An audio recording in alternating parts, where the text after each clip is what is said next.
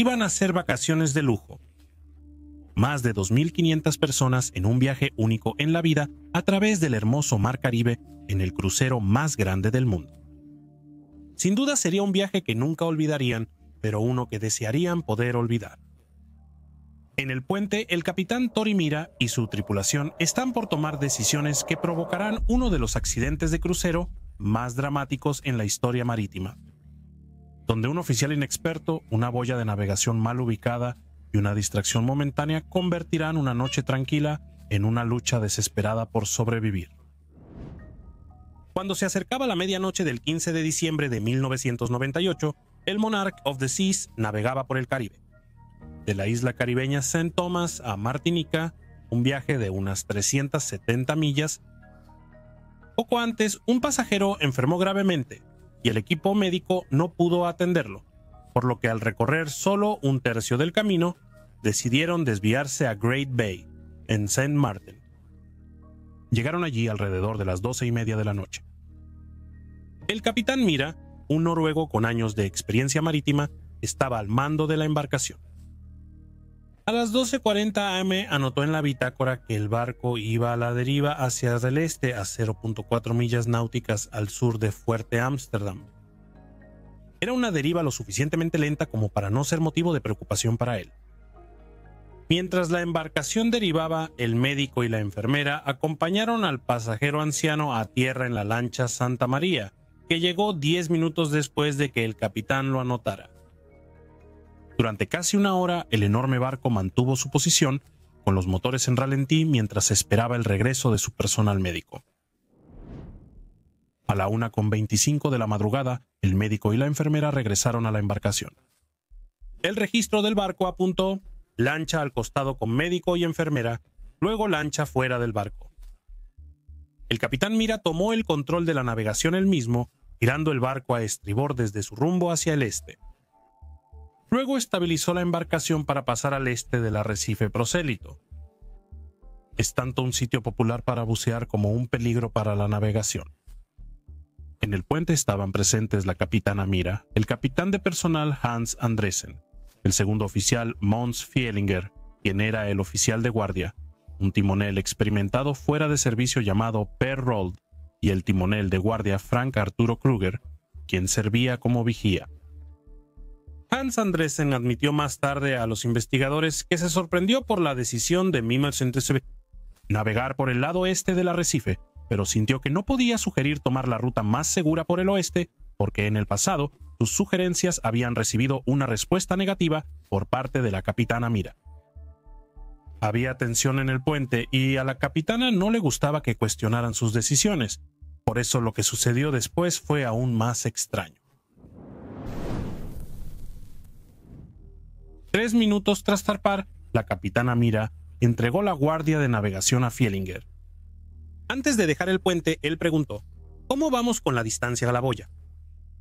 Fielinger respondió con confianza: el punto más cercano será a 3 cables de distancia y es seguro. Fielinger era el hombre con menos experiencia en el puente, al menos en su puesto.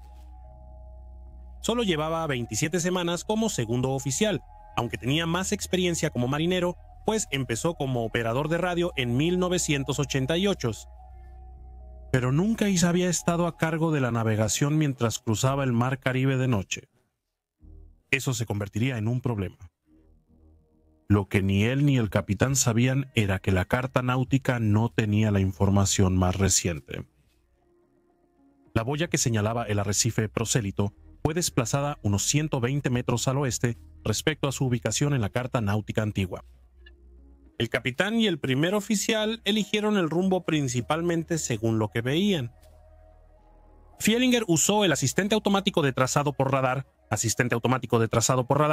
pero este sistema solo hace lo que se le indica. Si tus cartas están mal, el asistente automático de trazado por radar también. La boya iluminada del arrecife Prosélito estaba a unos 60 o 70 grados a la proa de estribor. Pero el capitán Mira confiaba en que su segundo oficial sabía lo que hacía y dejó el puente. El registro del barco indicó cambio de mando. El barco avanzaba a 5 o 6 nudos, mientras el capitán de personal, Andresen, supervisaba la maquinaria y aumentaba la velocidad gradualmente. Al verificar la posición del barco, Pielinger cometió varios errores críticos. No ingresó los cálculos de deriva en el asistente automático de trazado por radar para tener en cuenta el viento del este y la corriente del oeste que estaban moviendo el barco hacia el arrecife. No configuró el asistente automático de trazado por radar en modo bloqueo al suelo, es decir, ajustar el radar para usar la tierra como referencia en vez del mar. De haberlo hecho, habría dado una ubicación más precisa. Y lo más importante, confió únicamente en la posición de la boya, que no estaba donde él pensaba. Pielinger planeó un cambio de rumbo para el resto del viaje a Martinica, una vez que el barco estuviera en ángulo recto con la boya. Mientras el barco avanzaba, el puente estaba tranquilo. Pielinger monitoreaba el avance de la embarcación en el arpa, observando cómo se acercaban al punto donde tendría que ordenar el cambio de rumbo. Antes de ese momento crucial, Pielinger recibió una llamada sobre un pasajero que reportó un ruido cerca de su camarote. Pielinger prometió enviar a alguien a investigar el asunto. En ese mismo momento, una alarma automática de detector de humo sonó en el puente. El vigía Frank Arthur Kruger respondió a esta alarma, comprobó que todo estaba bien y luego la apagó. Estas dos pequeñas distracciones, una llamada telefónica y una falsa alarma, desviaron la atención de Pielinger en el momento más crítico. Tras colgar el teléfono, vio la boya iluminada cerca del barco a estribor, primero por la ventana y luego en el radar. Era momento de rodear el arrecife. Ordenó hasta los timoneles por fila que cambiaran el rumbo. No hubo referencias visuales. No se usaron otros instrumentos de navegación.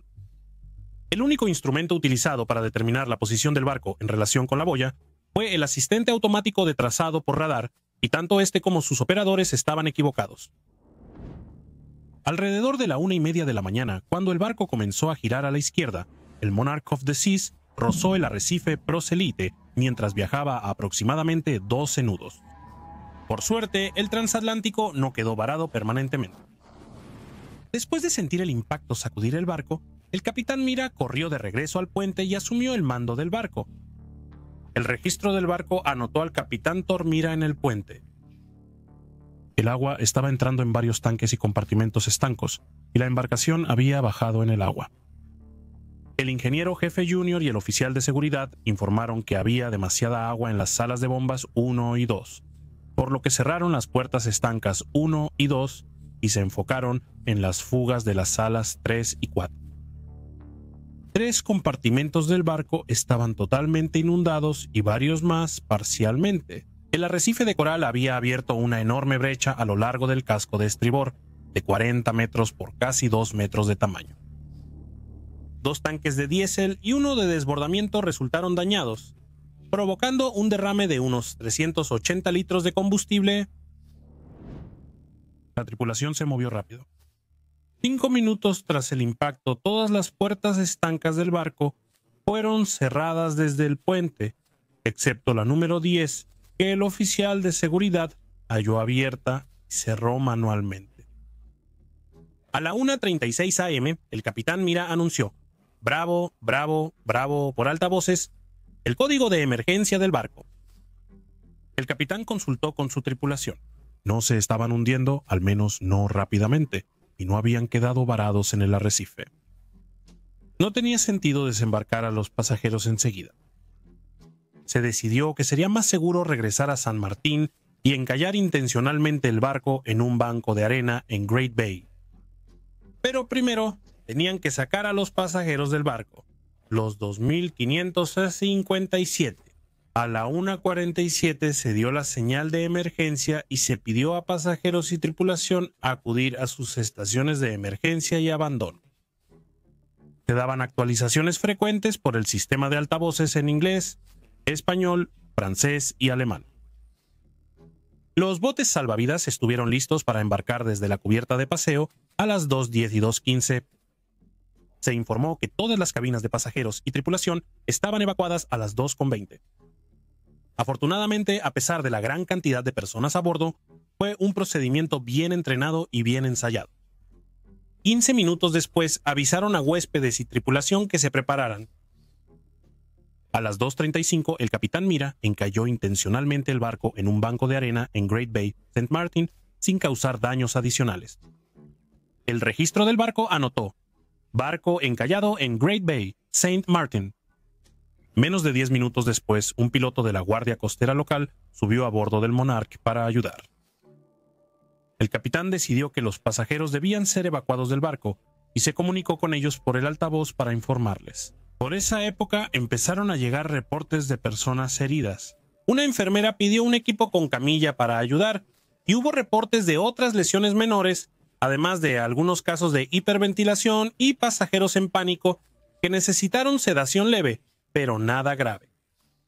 Habían tenido suerte. A las 2:45 llegó la primera lancha para desembarcar huéspedes por babor en la compuerta de carga y la puerta de la tripulación. Pero el agua seguía entrando. A las 3:26 el capitán de personal Andriessen reportó de 3 a 5 pies de agua sobre la cubierta más baja y que el agua llenaba el hueco del elevador. No sabían si el Monarch se inclinaría o si la inundación alcanzaría las cubiertas donde preparaban los botes salvavidas. Llenar y lanzar esos botes antes de que las cosas empeoraran sería difícil. Estaban en una carrera contra el tiempo. Las lanchas locales hicieron toda la diferencia. Barcos como el Santa María, que antes llevaron al paciente enfermo a tierra, corrieron desde San Martín al Monarch para evacuar pasajeros del crucero rápidamente. A las 5:19 am, los 2.557 pasajeros ya habían sido evacuados del barco de forma segura. Poco después, la tripulación los siguió. Toda la evacuación se llevó a cabo en poco más de 2 horas y media. Los daños del Monarca del Mar fueron extensos. El barco estuvo en dique seco para reparaciones durante 3 meses en las instalaciones de Atlantic Marine en Mobile, Alabama. 114 compartimentos del barco tuvieron que ser limpiados. La mayoría de la maquinaria fue reemplazada.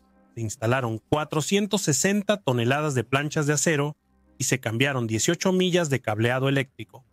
La Guardia Costera de los Estados Unidos y la Dirección Marítima de Noruega emitieron nuevas recomendaciones para la navegación de cruceros, destacando el uso de varias ayudas de navegación y la correcta actualización de las cartas náuticas.